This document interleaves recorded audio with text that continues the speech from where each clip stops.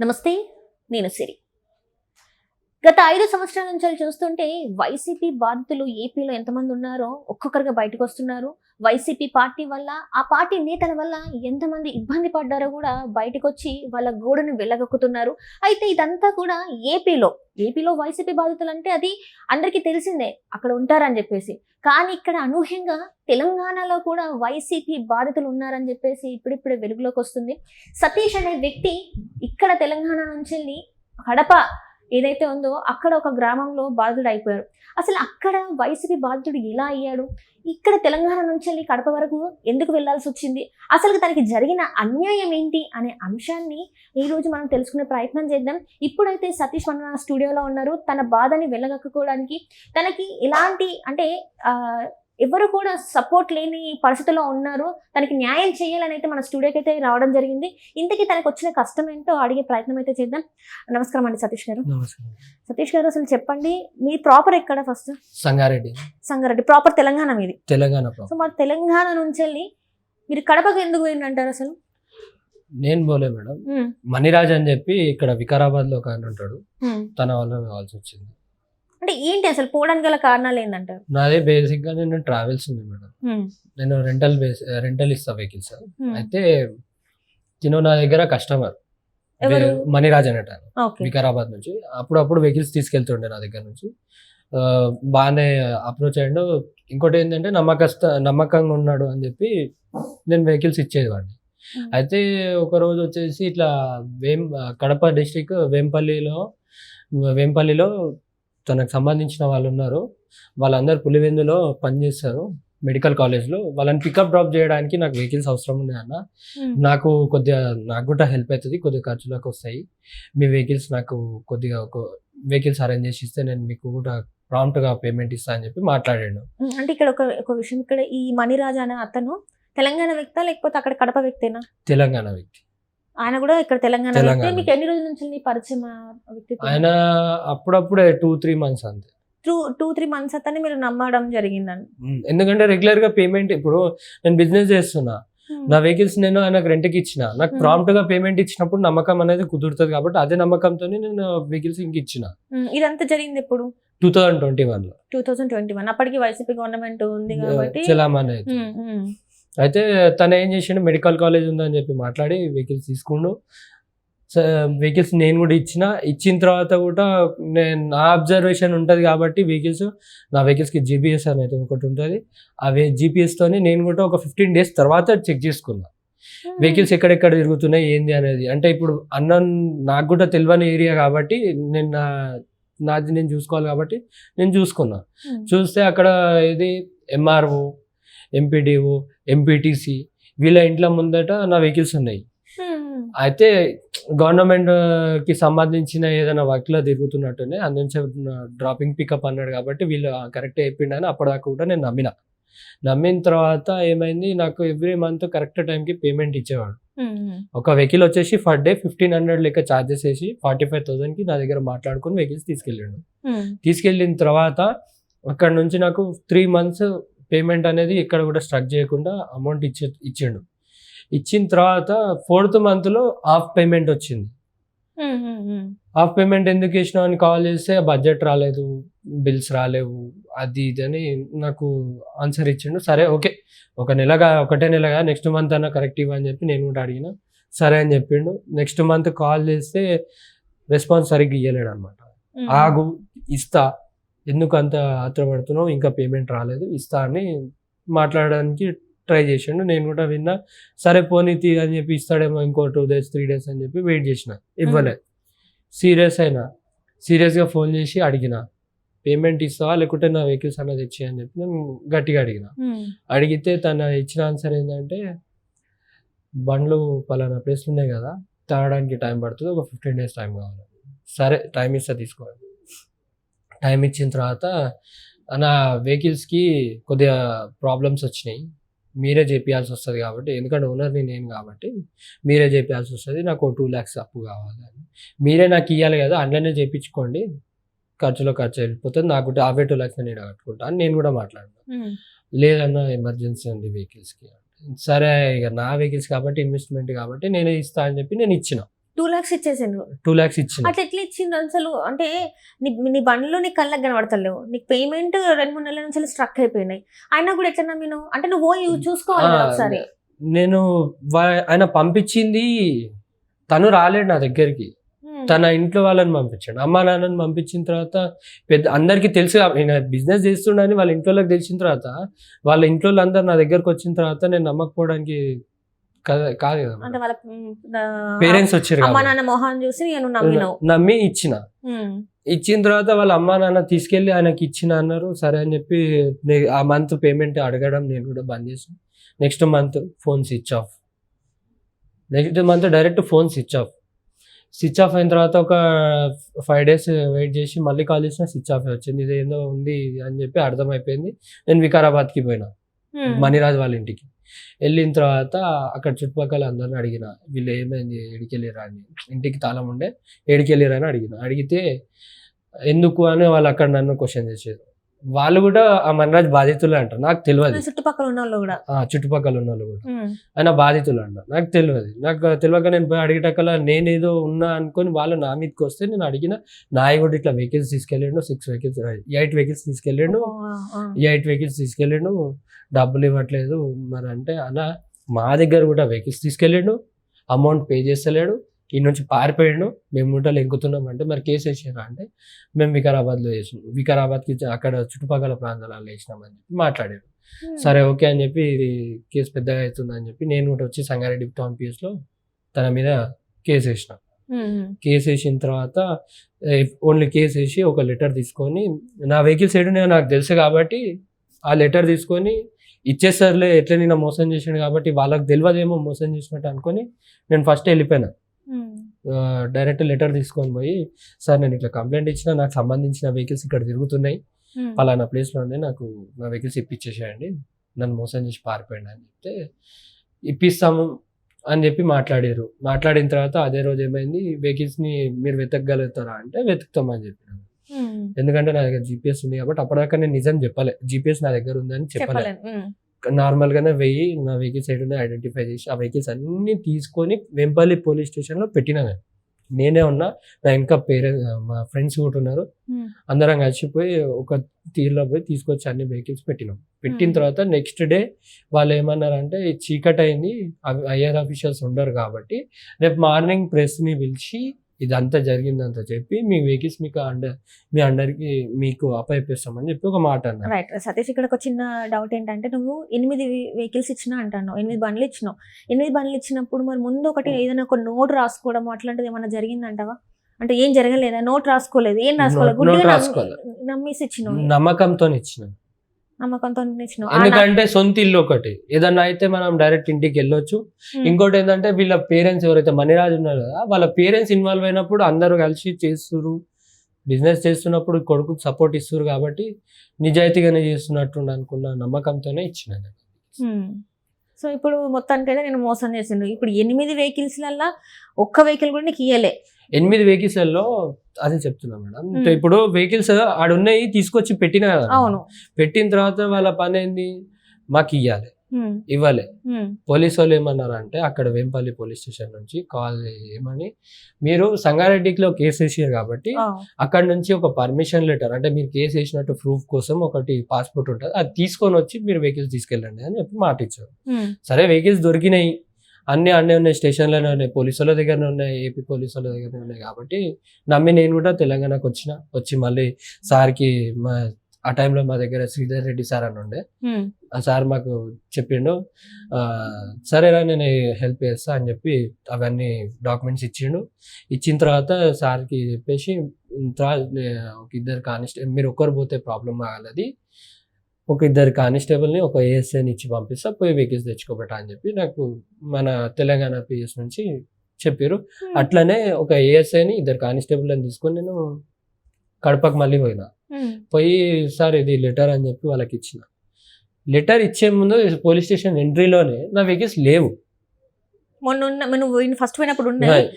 నేను పెట్టి వచ్చిన వాళ్ళు తీసుకొని రాలేదు, అది నేను పోయి తీసుకొని చెప్పిన కాబట్టి నా వెహికల్స్ ఆడ ఉండాలి, వాళ్ళ ప్రొటెక్షన్ లోనే ఉండాలి, వాళ్ళ లిమిట్స్ లోనే ఉండాలి, పోలీస్ స్టేషన్ లిమిట్స్. ఆడ వెహికల్స్ కనిపించలేదు. ఎందుకని అడిగినావు నువ్వు? లోపలికి వెళ్ళి మరి నా వెహికల్స్ ఇక్కడ నేను మేము అప్పయిపోయినాం కదా సార్, మరి ఆ వెహికల్స్ ఏడు ఉన్నాయి, ఎవరింటికి వాళ్ళకి ఇచ్చేసినాం మేము వెహికల్స్. అదేంటి అవి వాళ్ళకి కాదు కదా. నువ్వు ఇప్పుడు ఏంటంటే నువ్వు వాళ్ళ దగ్గర నుంచి అవి నువ్వు వాళ్ళకి ఇచ్చినావు, వాళ్ళ దగ్గర నుంచి తీసుకొచ్చినావు, హైయర్ అథారిటీస్ లేరు కాబట్టి నువ్వు రేపు రమ్మనో లేకపోతే ఎల్లుండి రమ్మనో ఇక్కడ నుంచి అయితే తీసుకొని పోయినావు. ఏదైతే కావాలో మొత్తం వాళ్ళు అడిగిన అన్ని తీసుకోపోయినాను. తీసుకున్నాక కూడా వాళ్ళు అట్లా మాట్లాడినారు. వాళ్ళు అడిగినే తీసుకొని పోయి అడిషనల్ గా ఒక ఏఎస్ఐని ఒక ఇద్దరు కానిస్టేబుల్ అని తెలంగాణ నుంచి మామూలు మాట కాదు తీసుకొని పర్మిషన్ తీసుకొని ఈడ నాకు ఆ టైంలో నాకు శ్రీధర్ రెడ్డి సార్ అని చెప్పిన ఆ సార్ నా బాధ అర్థం చేసుకొని అప్పటికే నేను ఇదంతా అవ్వడానికి 14 months అయింది. అప్పటికే 14 months లో నేను 6-7 months అప్పు చేసి పేమెంట్లు ఈఎంఐలు కట్టుకుంటూ వచ్చిన. అది తర్వాత నేను ఇవన్నీ నాకు అయితలేదు, నా కుటుంబ పరిస్థితి మొత్తానికి కిందికి అయిపోతున్నా అని చెప్పి నేను సూసైడ్ అటెంప్ట్ చేసుకున్నా. ఆ మూమెంట్లో సార్ వచ్చి నాకు ధైర్యం చెప్పి మేము ఉన్నాము, ఏం టెన్షన్ తీసుకోకు, బతుకుంటే ఏదో విధంగా బతకొచ్చు నువ్వు అని చెప్పి నాకు మా శ్రీధర్ రెడ్డి సార్ ఏం చేసిందంటే ఒక వెల్విషర్గా నన్ను గైడ్ చేసి ఏదైనా పని చేసుకొని అయినా బతుకురా, ఇప్పుడున్న పొజిషన్ని కొద్దిగా టైం తీసుకొని అయినా సరే చేసుకుందాం అని చెప్పి మాట్లాడి నన్ను నచ్చచెప్పి ఆ తర్వాత నేను వేరే దగ్గర అక్కడనే మా దగ్గరనే ఒకరి దగ్గర ఒక వింటేజ్ కార్ కేర్ అని ఉంటుంది, అందులో వాషింగ్లో పనుల లెక్క పని చేసుకున్నాం. వాళ్ళు కూడా నాకు సపోర్ట్ చేసారు, అందరూ మంచిగానే చూసుకోరు. తర్వాత ఇది ఇక్కడ కాకుండా నాకు వచ్చే శాలరీ 20,000 అక్కడ 20,000లో నేను అప్పులు ఇప్పుడు ఈ 6-7 months చేసుకున్న అప్పులు దగ్గర 10 to 15 lakhs అయిపోయింది నాకు. ఎందుకంటే నేను ఆ కార్లు కొన్నది కూడా నా సొంత పైసలు కావు, నేను ఉన్న మాట చెప్పాలి, నా సొంత పైసలు కావు. నేను నా ఫ్రెండ్స్ని అందరు సెటిల్ అయ్యారు, నేను ఒక్కడనే ఈ టైలర్ షాప్లోనే పడి ఉండాలి, నాకు కూడా ఎదగాలనిపిస్తుంది. మా అమ్మ నాన్న ఆ కష్టం చూసి నాకు ఉండబుద్ధి అయితే లేదు, నేను కూడా ఎదిగి చూపిస్తా, నాకు ఏదైనా హెల్ప్ చేయండి అని చెప్పి నా ఫ్రెండ్స్ని బతిమలాడితే అడిగితే వాళ్ళు దయదలిస్తే నాకు ఆ వెహికల్స్ వచ్చినాయి. అంటే 8 కూడా నీ వెహికల్స్ సొంత. అయితే 8 కాదు, టోటల్ 6 వెహికల్స్ ఉంటాయి, మిగతా లీజ్ వెహికల్స్. అయితే వీళ్ళు ఏం చేశారు అంటే ఊకే అక్కడ లోకల్లో ఉన్న అప్పులో నాకు ఎంబడబడుతున్నారు అవన్నీ చూసుకొని తట్టుకోలేక మళ్ళీ ఏదైనా కానీ అని చెప్పి మళ్ళీ ఒకసారి ట్రయల్ వేద్దామని చెప్పి మళ్ళీ వెంపల్లికి పోయి ఈసారైనా న్యాయం చేయండి సార్, నా వెహికల్స్ నాకు ఇవ్వండి, నా పరిస్థితి బాగాలేదు, 20,000 జీతంతో ప్రతి నెల 150,000 ఈఎంఐ నేను కట్టలేకపోతున్నా, ప్రతి నెల నేను ఈఎంఐ 150,000 కట్టాలి. వాళ్ళ దగ్గర ఉన్న లీజ్ వెహికల్స్ ఏవైతే ఉన్నాయో 3-4 వెహికల్స్ వీటికి పర్ మంత్ 25,000 ఛార్జెస్ చేయాలి. ఇవన్నీ కలిపితే నా ఎస్టిమేషన్ ప్రతి నెలలో 2,50,000 దాకా కావాలి. ఈ 2,50,000లో ప్రతి నెల నేను అప్పే చేయాలి. ఆ అప్పుకి ఇంట్రెస్ట్ పెరుగుతుంది, అన్నీ అవుతున్నాయి, నాకు ఈఎంఐల నుంచి కూడా టార్చర్ అవుతుంది, నా వెహికల్స్ నాకు ఇప్పిండి అని చెప్పి నేను నెక్స్ట్ టైం మళ్ళీ పోయిన తర్వాత ఒకటేసారి మళ్ళీ అదే సేమ్ రిపీటెడ్, మళ్ళీ సేమ్ అదే రిపీటెడ్. ఎందుకు ఇట్లా చేస్తున్నారు అని మీరు అడిగారా? కొంచెం ఎందుకు ఇది చేస్తున్నాం అంటే వాళ్ళు ఆన్సర్ ఇవ్వకుండా అక్కడ లోకల్లో ఎంపీటీసీ భారతి, శంకర్ రెడ్డి, ప్రసాద్ రెడ్డి వీళ్ళు ఎవరైతే ఉన్నారో వాళ్ళు వచ్చి నాకు వార్నింగ్ ఇస్తారు స్టేషన్ లో. వాళ్ళందరూ వైసీపీ. ఒకరు అక్కడ ఎంపీటీసీ భారతి అనేటామె కూడా వైసీపీ, శంకర్ రెడ్డి అనేటాయన కూడా వైసీపీ, ఎంపీటీసీ పదవిలో ఉన్నారు వాళ్ళు. అక్కడ లోకల్ ఏమన్నా అంటే ఎంపీ మాకు బాగా తెలుసు,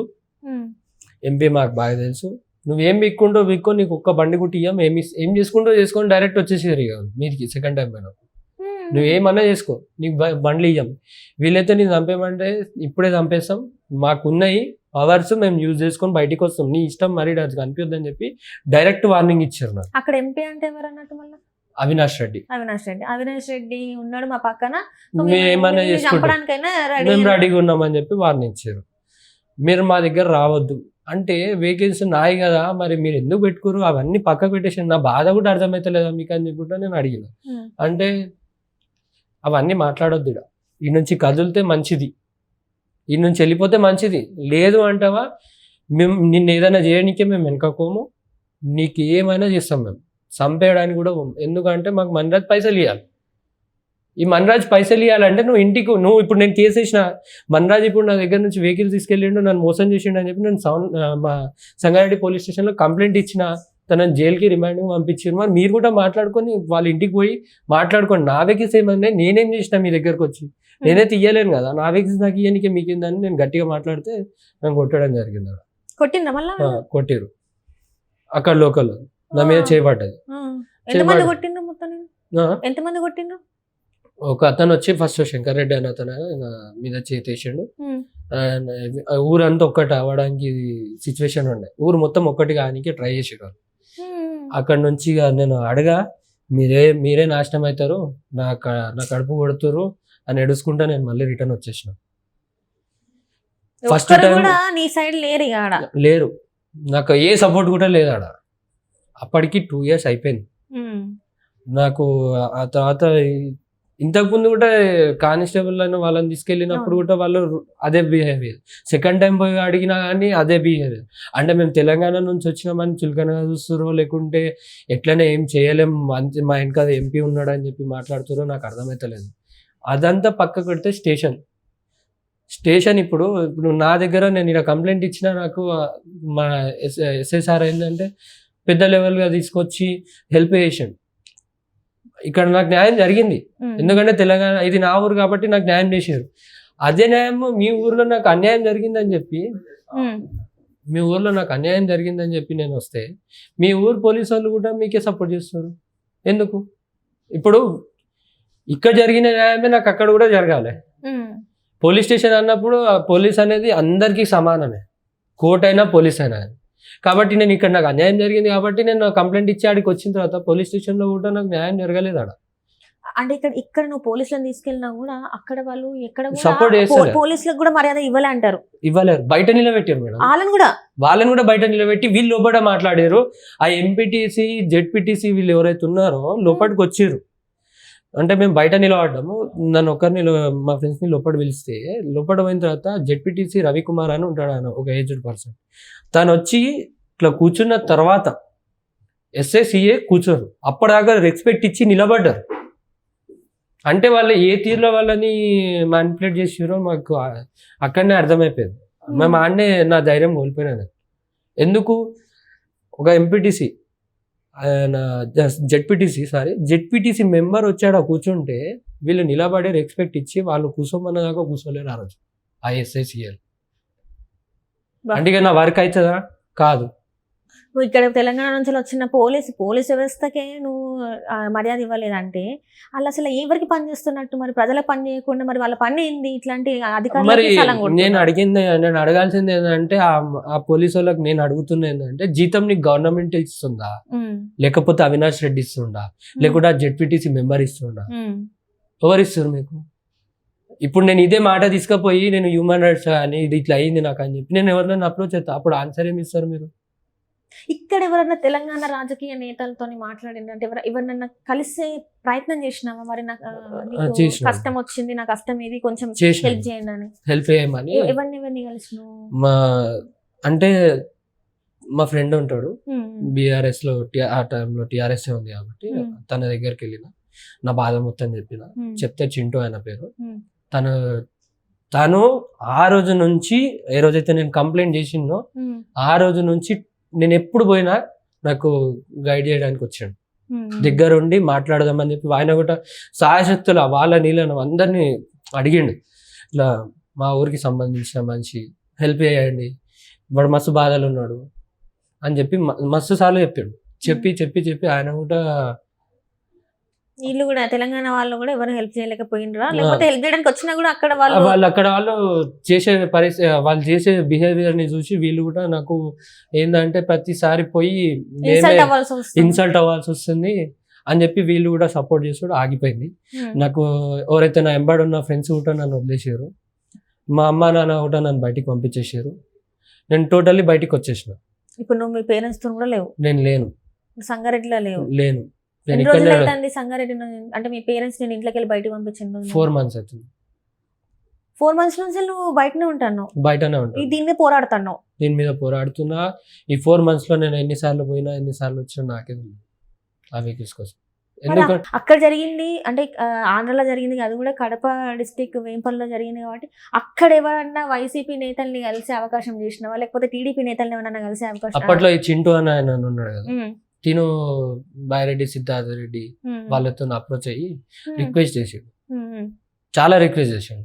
ఎన్ని పలానా మనిషి పరిస్థితి మంచి లేదు, జర అర్థం చేసుకొని వెహికల్స్ ఇప్పించేసే అన్న అని చెప్పి కూడా మాట్లాడిండు. ఆ టైంలో మాట్లాడితే వాళ్ళు కూడా ఏం రెస్పాన్స్ ఇవ్వలేరు. ఈ బైరెడ్డి సిద్ధార్థ రెడ్డి అనేటోడు కూడా ఏమి ఇవ్వాలి, ఏమి మస్తు మాట్లాడతాడు కదా మరి సోషల్ అవి మాటల మీడియా. వరకు మాత్రమే, అవి మాటలు మాత్రమే. ఎందుకంటే మీరు రండి మీకు న్యాయం చేస్తాం అది ఇది అని మాట్లాడతారు కానీ అది ఏది కూడా ఆడ నడవది. కలిసినావా ఒక్కసారి అన్న ఆయనని? నేను కలవలే మేడం. ఈయన వెళ్ళి కలిసి మాట్లాడి ఒక రోజు ఉండి మా గురించి మొత్తం చెప్పి మాట్లాడి రిక్వెస్ట్ చేసి అన్ని చేసి వచ్చిండు.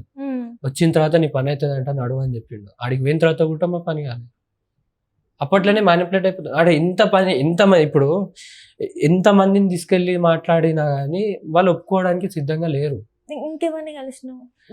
వైసీపీ నుంచి కూడా పని కాదు, వాళ్ళదే ఉంది కాబట్టి రాజ్యం అని చెప్పి టీడీపీ వాళ్ళని ఎవరైనా కలిసినావా? టీడీపీని మొన్న 20 days డిసైడ్ అయ్యి, అంటే మా డాడీ వాళ్ళు అప్పటి నుంచి కూడా టీడీపీ అంటే ఎన్టీ రామారావు నుంచి కూడా జర నమ్ముతారు కాబట్టి నేను మా డాడీకి చెప్పాను. ఏం చెప్పలేను, ఇప్పటి కూడా ఏం తెలియదు వాళ్ళకి, మా డాడీ వాళ్ళకి. నేను పోయి TDP office first Pawan Kalyan sir దగ్గరికి వెళ్ళిన, ఈ డిప్యూటీ సీఎం దగ్గర వెళ్తే అక్కడ గ్రీవెన్స్ అని ఒక ప్రోగ్రామ్ నడుస్తుంది, అదే ప్రజా దర్బార్ లాగా మన దగ్గర ఎట్లుంది అక్కడ ఒక ప్రోగ్రామ్ నడుస్తుంది. అందులో పోయి ఇది జరిగిందని చెప్తే ఒక లాయర్ని అపాయింట్ చేస్తే, ఆ లాయర్ మేడంకి నేను కాల్ చేస్తే కడప రండి కోర్ట్ నోటీస్ నుంచి పోదామంటే సరే అని చెప్పిన. కానీ ఇక్కడ తెలుసుకోవాల్సింది ఏంటంటే ఆల్రెడీ కోర్టు నుంచి నేను నోటీస్ తీసుకోకపోయినా వాళ్ళు వెహికల్స్ ఇవ్వలేరు నాకు. ఫస్ట్ చేసిన ఈ పని ఆల్రెడీ పని అయిపోయింది, అది నోటీసులు తీసుకోపోయినా ఇవ్వలేరు, కంప్లైంట్ తీసుకోపోయినా ఇవ్వలేరు. వీళ్ళ దగ్గర వీళ్ళకి ఎంత పొలిటికల్ పవర్స్ ఉన్నాయో నాకు అర్థం కాలేదు. ఒక గవర్నమెంట్ నుంచి ఇంకో గవర్నమెంట్ కి నోటీస్ పంపించినా కానీ ఆ పని కాలేదు ఆ మూమెంట్ లో. అప్పుడు ఆ వైసీపీ అక్కడ ప్రభుత్వం అధికారంలో ఉన్నప్పుడు ఇక్కడ నుంచి పోయినా కూడా. మరి ఇప్పుడు 5 నెలలు అవుతుంది కదా, ఇప్పుడు నువ్వు అంటే ఇప్పుడు టీడీపీ వచ్చి 5 నెలలు అయింది. టీడీపీ దగ్గర పార్టీ ఆఫీస్కి వెళ్ళిన మంగళగిరి. అక్కడ వెళ్ళిన తర్వాత వడ్ల రామయ్య అని చెప్పి ఒక పెద్ద మనిషి ఉండే, సార్ దగ్గరికి పోయి కలిస్తే రేవతి మేడం అని ఉండే, ఆ మేడంతో కూడా కలిసిన తర్వాత వాళ్ళిద్దరు కలిసి నాకు హెల్ప్ చేసారు.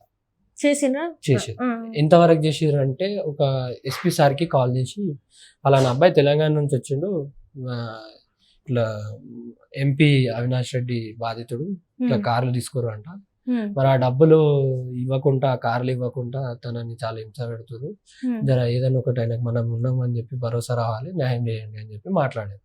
సరే అని చెప్పి నేను కడపకి పంపించాను. నేను కడప పోయినా, ఎస్పీని కలిస్తే ఆయనకు మొత్తం చెప్పిన మాట. చెప్పిన తర్వాత నెక్స్ట్ డే ఏమైంది, ఆయనకు ట్రాన్స్ఫర్ అయింది.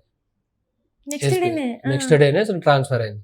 నాకు మళ్ళీ భయం వేసి మళ్ళీ విజయవాడకు వచ్చి, సార్ ఆయనకి ట్రాన్స్ఫర్ అయిందంట, ఎస్పీ సార్ ట్రాన్స్ఫర్ అయింది, పని అయ్యేటట్టు లేదు, ఇంకెవరికైనా చెప్పండి సార్ ప్లీజ్ సార్ అని అంటే, సరే మళ్ళీ డిఎస్పీ సార్కి కాల్ చేస్తే డిఎస్పీ సార్ ఏమన్నాడంటే, సరే నువ్వు రా బాబు, నేను దగ్గరుండి నీ వెహికల్స్ ఇప్పిస్తాను. సరే అని చెప్పి మళ్ళీ పోయినా, వేంపల్లికి పోయినా, మళ్ళీ searching same as it is searching చేసి నా వెహికల్స్ ఐడెంటిఫై అయిన దగ్గర నాకు కొద్దిగా కొన్ని ఏమంటారు నమ్మలేని నిజాలు బయటపడ్డాయి. నేను నమ్మలేకపోయినవి. ఒక వెహికల్ ఏమో ఏపీ పాసింగ్ నెంబర్ ప్లేట్ వేసుకొని తిరుగుతుంది, ఒక వెహికల్ ఏమో ఫర్టిలైజర్ షాప్ ఓనర్ ఉంటాడు, ఆయన దగ్గర ఉన్న బండి ఒకటి బెలినో, ఇంకోటి ఏపీ పాసింగ్ నెంబర్ ప్లేట్ వేసుకున్న వెహికల్ గ్రాండ్ ఐటెన్. ఇవి నా పేరు మీద ఉన్నాయి, అంటే మా ఫ్రెండ్స్ పేరు మీద ఉన్నాయి, అవి నేను లీజ్కి తీసుకున్న వెహికల్స్ అవి.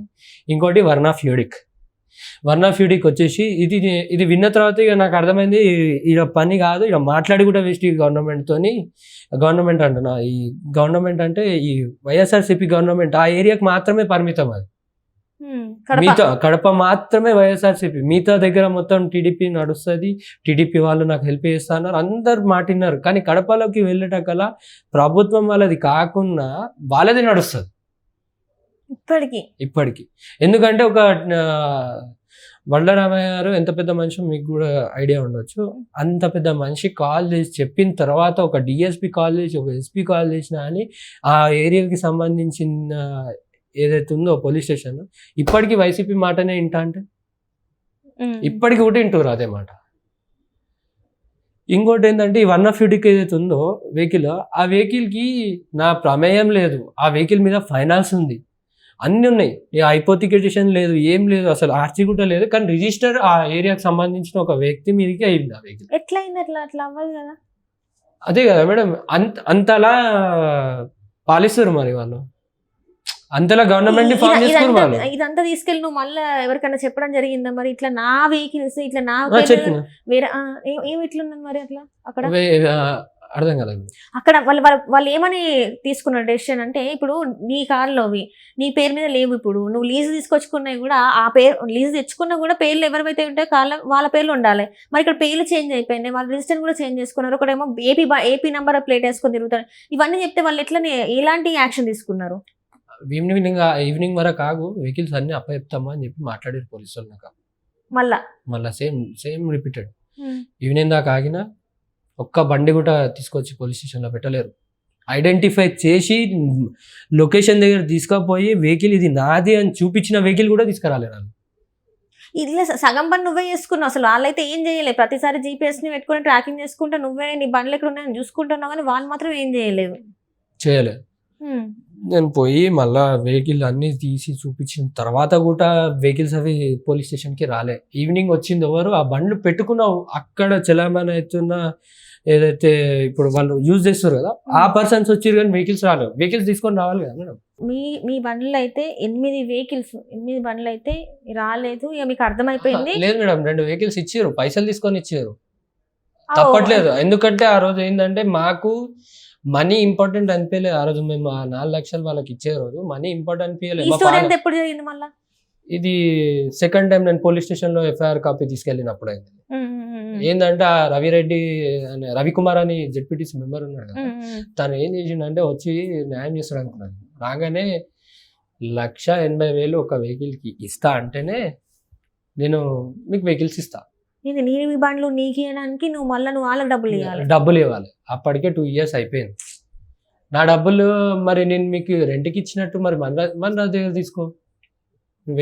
మీకు వెహికల్ కావాలా లేకుంటే మీ పానా కావాలంటే నాకు వెహికల్సే కావాలని చెప్పి ఎవరైతే 2 vehicles ఓనర్స్ ఉన్నారో కదా వాళ్ళని రిక్వెస్ట్ చేసుకొని, అన్న పరిస్థితి చేదాటకముందు మీ అన్న తీసుకోండి, మీ దగ్గర డబ్బులు ఉంటే మీ అన్న తీసుకోండి, మీకు నేను తర్వాత ఇస్తా, నేను ఏదన్నా మనతో మాట్లాడుకోండి. ఎందుకంటే నా బాధ నేనే పడాలి, అతనికి అవసరం లేదు, ఆయన ఓనర్ కాబట్టి ఆయనకు అనవసరం. అట్లా నేను ఏం చేసిన అన్న ఏం చేసిన అప్పట్లోనే 4 లక్షలు అవి వాళ్ళని ఇలా అడిగి వేయించుకొని 4 లక్షలు వాళ్ళకి ఇచ్చి ఆ 2 vehicles తీసుకొని వచ్చాం. ఇంకా 6 vehicles అట్లనే ఉండిపోయినాయి. ఆ 6 vehicles కోసం నేను కొట్లాడుతున్నాను. ఇంకా ఇంకోటి ఏంటంటే ఇప్పుడు నేను 3 years నుంచి నరకం చూస్తున్నాను. అంటే వాళ్ళ నుంచి ఎప్పుడైనా నువ్వు ఇట్లా ఎన్నిసార్లు పోయినా బెదిరింపు కాళ్ళు ఏమైనా వచ్చినాయా? నువ్వు ఆపేసుకో మేము బండ్లు ఇయ్యం నువ్వు అంటే ఫస్ట్ లో నువ్వు బెదిరించిన అని చెప్పి నువ్వు కొట్టిన అని చెప్పినావు, మళ్ళీ ఇప్పుడు ఏమైనా రీసెంట్ ఏమైనా వచ్చినాయా కాల్స్ అట్లా? రీసెంట్ గా అయితే ఏం రాలేవు మేడం, కానీ నేను వెళ్ళిన తర్వాత నా సిచ్యువేషన్ మొత్తం చేంజ్ అవుతుంది.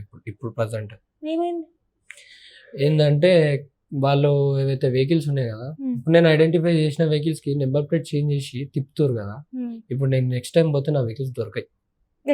ఎట్లా అంటారు? నెంబర్ ప్లేట్ రిజిస్ట్రేషన్ చేంజ్ చేసిన బండి గ్యాప్ చేయడానికి ఎంత టైం పడుతుంది?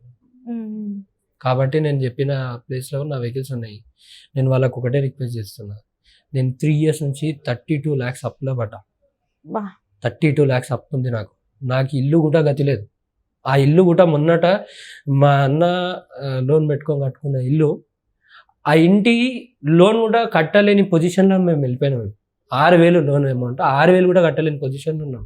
మా నాన్న టైలర్ షాప్ ఓనరు, మా డాడీ కింద ఒకప్పుడు లేదన్నా ఫ్రీగానే నేర్పిస్తుండే, ఆయన దగ్గర ఒక 7-8 మంది పనోళ్ళు ఉంటుండే. అట్లాంటిది మా నాన్న ఈరోజు నైట్ వాచ్మెన్ డ్యూటీ చేసుకోనికే వేరే కంపెనీలో పోయి పనిచేస్తుంది. మా అన్నయ్య ఎంఆర్ఎఫ్లో చేస్తుండు. నన్ను నమ్మిన నా దోస్తులు 24 గంటలు నువ్వు దొంగ అంటారు. నేను సంగారెడ్డికి పోయినా ఒక దొంగ లెక్కనే ఉన్నా. ఎందుకంటే వీళ్ళని నన్ను నమ్మించి మోసం చేసింది వీడు మణిరాజు.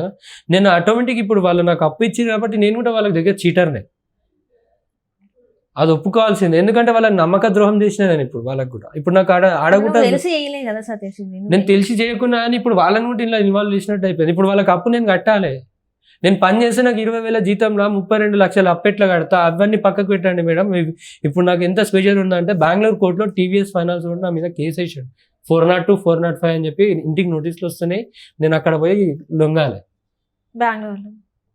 బెంగళూరు కోర్టుకి పోవాలి. నా బెంగళూరు కోర్టుకి పోగలుగుతానేమో, ఇది అంతా అక్కడ నేను ఎక్స్ప్లెయిన్ చేయడానికి పోనీకి కూడా నా దగ్గర ఛార్జెస్ లేవు. నేను ఈరోజు ఎట్లా బతుకుతున్నా అంటే వాళ్ళ దగ్గర వీళ్ళ దగ్గర ఇక్కడ బయట ఫ్రీగా ఫుడ్ ఏడా పెడితే ఆడ పోవాలి, తినాలి, ఏంటన్నా ఒక దగ్గర స్టే చేయాలి, బయటికి రావాలి. నా పరిస్థితి ఇప్పుడు అట్లుంది వీళ్ళ వల్ల. ఓన్లీ ఎంపీ చేసిన కథకి ఆ వైసీపీ చేసిన వాళ్ళు ఎవరైతే ఎంపీటీసీ వీళ్ళు ఎవరైతే ఉన్నా వీళ్ళందరూ కలిసి చేసిన దాంట్లో నేను బాధపడుతున్నాను. ఇప్పుడు నేను 32 లక్షల అప్పు నేను ఉన్నా, అది ఎవ్వరు కడతారు? నేనే కట్టాలి. కానీ 20,000 నువ్వు 30 లక్షలు అంటే నేను కాదు నా అమ్మ నాన్న కూడా కట్టినా తీరాను అప్పది. అది అప్పే కాదు, నాకు ముప్పుగా మారింది ఇప్పుడు. అది అప్పు ఎందుకంటే వాళ్ళు కూడా నన్ను ఇప్పుడు ఎట్లా అంటే నేను దొరికితే కొడతారు నన్ను. ఇప్పుడు అప్పు చేసి పారిపోయి వచ్చినా కాబట్టి తట్టుకోలేకపోయినాను. ఆడు ఉంటే నా పని కాదు. ఈ 20,000 కోసం ఎన్ని సంవత్సరాలని పని చేస్తాను? నా జీతం వచ్చినా అని ఆ శాలరీ మొత్తం వాళ్ళకే పంచి పెట్టాలి. మా అమ్మ నాన్న లేరా నాకు? అంటే నేను అడిగే క్వశ్చన్ వీళ్ళకి, వైసీపీ వాళ్ళకి, నీకే కుటుంబం ఉందా? నీ కుటుంబానికి మాత్రమే చూసుకుంటావా? మరి ఇప్పుడు నా కుటుంబం ఏం కావాలి? నేను ఎవరి మీద ఆధారపడాలి? ఈ 20,000తో నేను ఎన్ని సంవత్సరాలను అప్పు కట్టాలి? అంటే ఎప్పటికీ నేను ఇంతేనా ఇక నా లైఫ్ అంతా?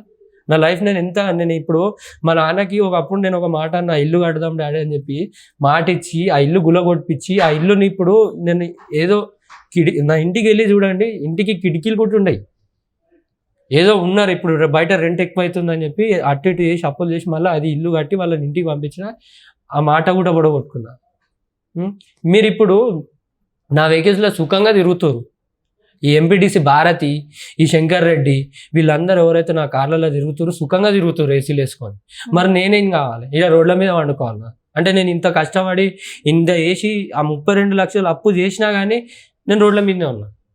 ఇప్పుడు మా ఊళ్ళకి కూడా అర్థం కాకొచ్చింది నేను చెప్పే మాట. ఏంది సార్, నాకు ఇట్లా సో అండ్ సో ప్రాబ్లం ఉంది, ఇట్లా నా ప్రాబ్లం క్లియర్ అయిన తర్వాత మీ అప్పు నేను తీర్చాను అని వాళ్ళు కూడా అర్థం చేసుకొని నేను పొజిషన్లో ఉన్నాను. అంటే వాళ్ళకుంటే సమస్యలు వాళ్ళకుంటే వాళ్ళ సమస్యలతో నాకు కూడా అది పెద్ద అదైపోయింది.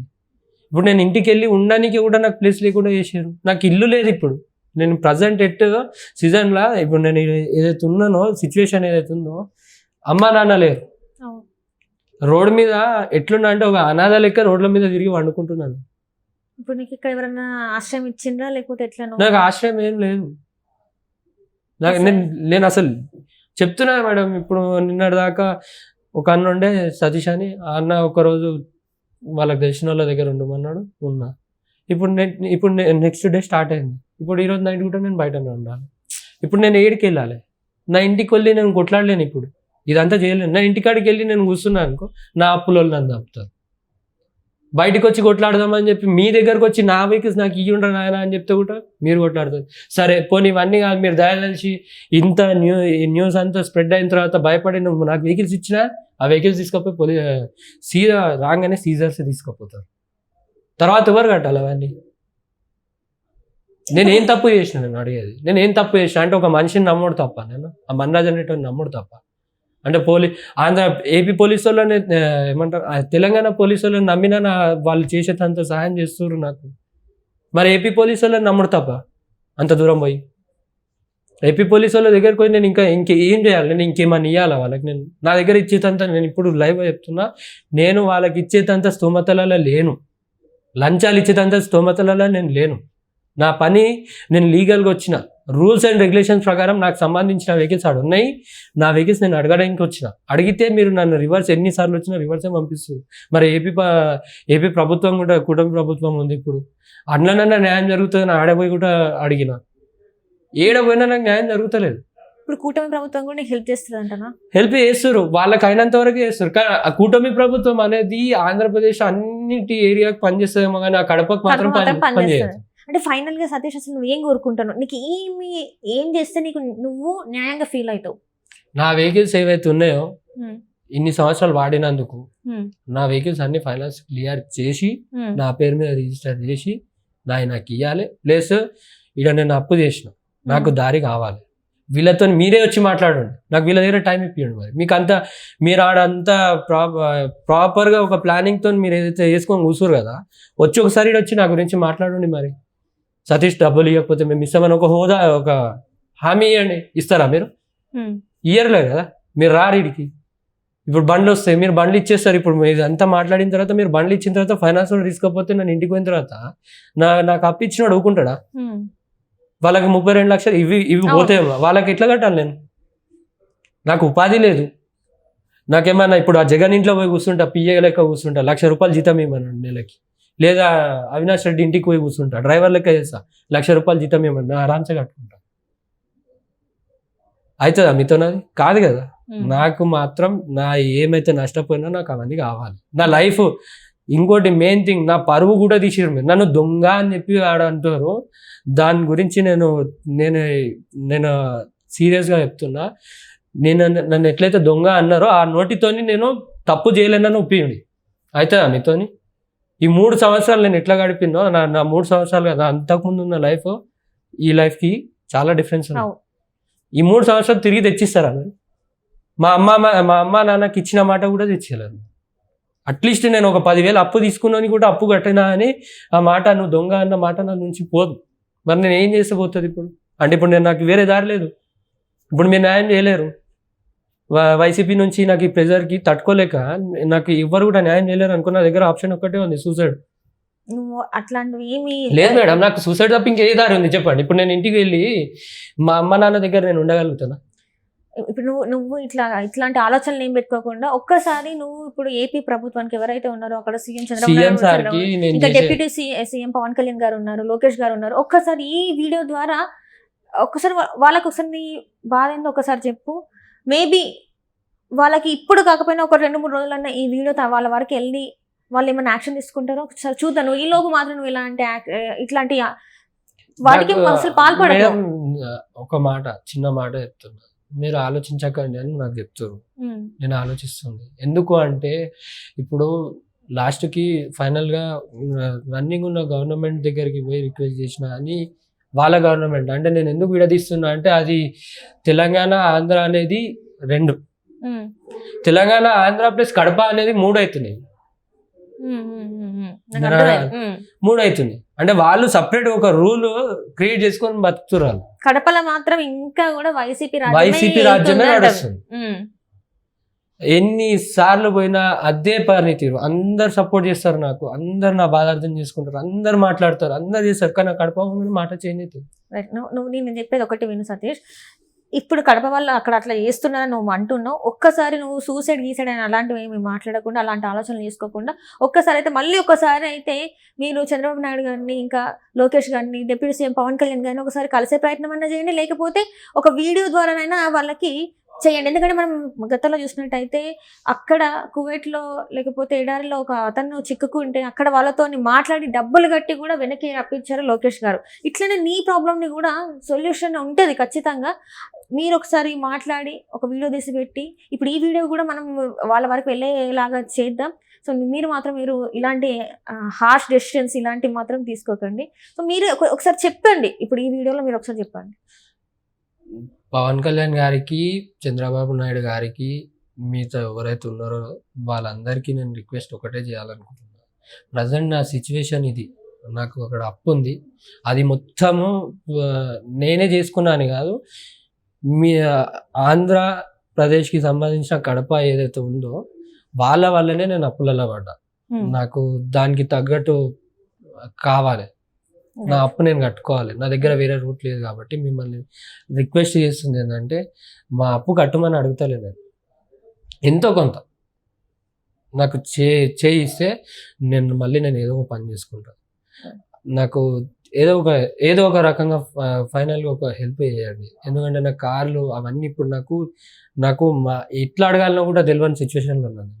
ఇవ్వండి అని నేను అడగను, నాకు ఏదో ఒక న్యాయంగా నా కుటుంబానికి అందరికీ న్యాయం జరిగేటట్టు చూసేదాలనుకుంటున్నాను. Right Satish, right. సో చూశారు కదండి, ఇది సతీష్ పరిస్థితి. అక్కడ వైసీపీ ప్రభుత్వం అంటే ఇప్పుడు ప్రభుత్వం మారినా కూడా, కూటమి ప్రభుత్వం వచ్చినాక కూడా ఇంకా కడపలో వైసీపీ ప్రభుత్వమే అక్కడ నేతలే ఏలుతున్నట్టు తను ఏదైతే అనుభవించాడో ఆ స్టోరీ అంతా మనం చూసాము. సో ఇప్పుడు నేను ఆ ఏపీ ముఖ్యమంత్రి చంద్రబాబు నాయుడు గారికి, లోకేష్ గారికి, డిప్యూటీ సీఎం పవన్ కళ్యాణ్ గారికి ఒకటే కోరుకుంటున్నా, ఈ సతీష్ ఏదైతే తను సఫర్ అవుతున్నాడో దీనికి ఒక సొల్యూషన్ అయితే మీరు చూపెట్టాలని మనస్ఫూర్తిగా కోరుకుంటున్నాను. సో ప్లీజ్ ఇక్కడ ఏదైతే తను అనుభవిస్తున్నాడో దానికి ఒక సొల్యూషన్ చూపెట్టి అట్లనే తను బతకడానికి కూడా ఒక దారి చూపెట్టాలని మనస్ఫూర్తిగా కోరుకుంటున్నాను. And thank you so much. Thank you అండి సతీష్ గారు.